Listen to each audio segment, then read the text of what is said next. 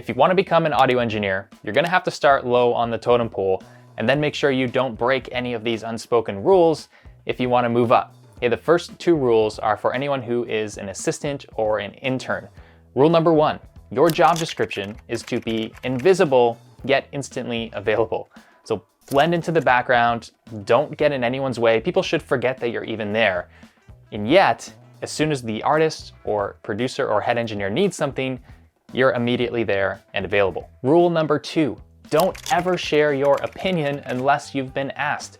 There is nothing that will get an assistant engineer fired faster than jumping in with unsolicited feedback on the song arrangement or vocal melody or tone choices, especially in front of the client. Rule number three, this goes for everyone now, spot and solve problems in advance.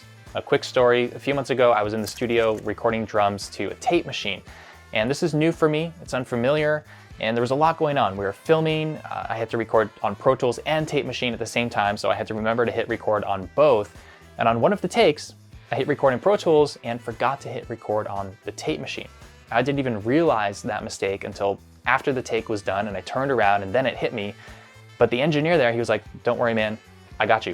You know, he saw the mistake happening in real time and jumped in time to hit record and save my butt. So that is an amazing example of spotting and solving a problem in real time in advance. That's similar to rule number four, which is to always anticipate the needs of the artist or producer. Be one step ahead of the game.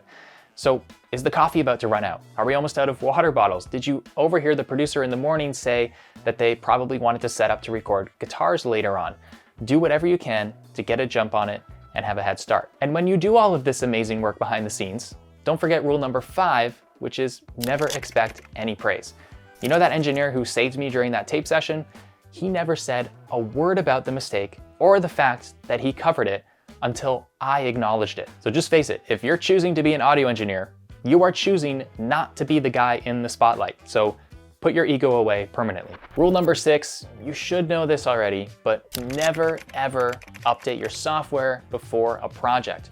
There's a reason why all the great studios and engineers and mixers are usually a couple years behind on their software updates. And it's not laziness, it's because they can't afford to lose a day reinstalling all of their plugins or having the DAW crash repeatedly after an OS update. So only update your software and your OS if you've got at least a day or two of downtime in between projects. Rule number seven, don't steal your plugins. Who wants to go to a mechanic using stolen tools? Who wants to hire a photographer who's using stolen camera gear? And no, I don't care that it's just software. I don't care what country you live in. I don't care how bad the exchange rate is. I don't care about your opinion on whether plugins are overpriced. Be serious, be professional, and don't be a thief. Number eight, don't make the artist wait around while you set up gear. If you know you're tracking drums tomorrow, then put all the mics on stands and plug them in ahead of time.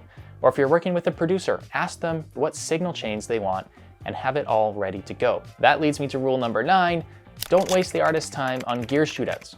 The important thing during a session is not which mic or preamp you choose to use, it's the performance of the artist. So don't annoy them, don't waste their time, don't waste their energy as you're A/Bing different signal chains. This is just gonna kill their vibe. And if you really don't know a safe choice of mic for any given instrument, you got some more studying to do. And rule number 10, be fast and then get faster on your DAW. You should be able to zip around the computer, edit on the fly. All the keyboard shortcuts should be basically hard-coded into your brain and body. The only thing worse than fiddling around too long with mics and gear is fiddling around too long on a computer. So you gotta become one with that thing and be able to make moves without even thinking. So those are 10 rules on how to be a good engineer. I learned all of these by observing great engineers and producers in the studio, then from being in the hot seat myself, and then being on the other side where people are coming in to assist me.